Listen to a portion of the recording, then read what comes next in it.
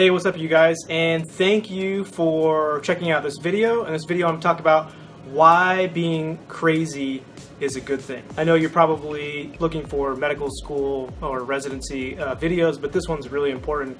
I think you're really gonna like it. So why do I think being crazy is important? I learned this lesson a couple years ago. Let me tell you a little story. So I first got an email from a friend and she said, hey, this reality TV show is looking for a doctor, and it's like an outdoor show. We don't really know what it is, but you should check it out. So I was like, whatever, yeah, sure. I often do weird things, okay? I chase weird dreams and all that stuff. And so, you know, I've always kind of wanted to be like on a TV show or something like that. I thought it would be fun. So I was like, yeah, sure. I'll send my, you just have to send a picture and an email about why you wanted to be on the show or why you would be good for the show. So I sent that off and they sent back and said, hey, we think maybe you should have an interview. So I got a couple of interviews, one thing leads to another.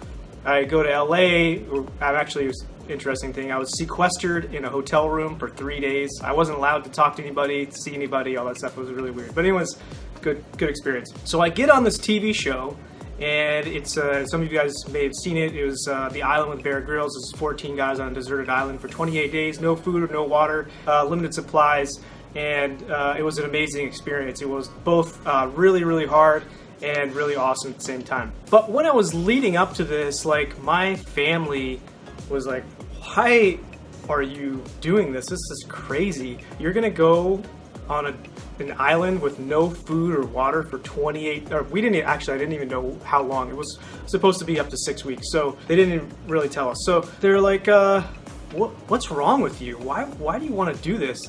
And like, my dad and like some of my friends are pretty outdoorsy, and so they kind of know what you're getting into, and I kind of had a pretty good idea too, but you never know until you're there. I said, well, it's a cool experience, like, why not? And I didn't really know what I was going to get out of it, and nobody, I guess, really does. But I kept getting these comments of like, what's wrong with you? Why are you so crazy? Why would you want to do something like that? Why do you want to starve yourself? Why do you want to put yourself in harm's way? All these different things. And it kind of gets you after a little while. You think you want to do something and you think, man, these other people, they're a lot of comments about why I shouldn't do this, and maybe I am crazy, and maybe it is a little weird and all this stuff. But I did get a few people to say, hey, that's really cool.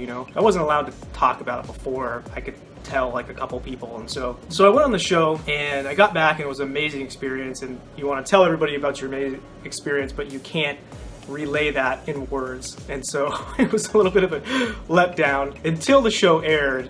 And then they don't tell you shit when you get off the show, okay? They're like, peace out, don't call us, we'll call you, all this other stuff. And so the first contact I had from the show was somebody sent me a picture of a billboard in Hollywood, and it was me in the front on this huge billboard. And I was like, holy shit, this is, that's a real billboard for a TV show. It's kind of weird. But anyway, then people started to say, oh, wow, this is cool. Wow, what did you do? And then there was commercials that came out. Commercials were on NBC, like when you would watch The Voice or something like that. Commercials of me were on there. Not just me, obviously it's a show, but I was on those commercials. People were taking pictures of their TV screen and sending it to me, and everybody was like really excited.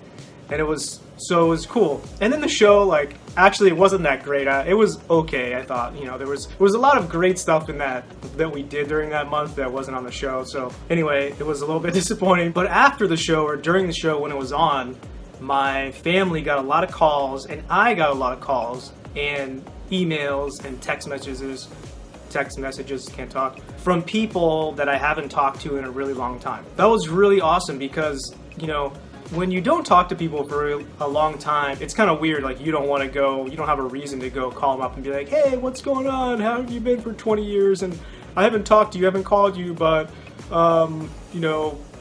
yeah, what's up? And so these people were like so compelled to come and, contact me and say, hey, that was really awesome. And everybody was like super positive. Nobody said anything bad. It was really great. And I got to come in contact with people I hadn't in a really long time. And then I got to come in contact with people that I didn't know. And then it ended up that people from all over the world saw this show. It traveled to different countries and different times, and it inspired people. And like, I didn't expect this ever at all, right? This is not what I went to go do.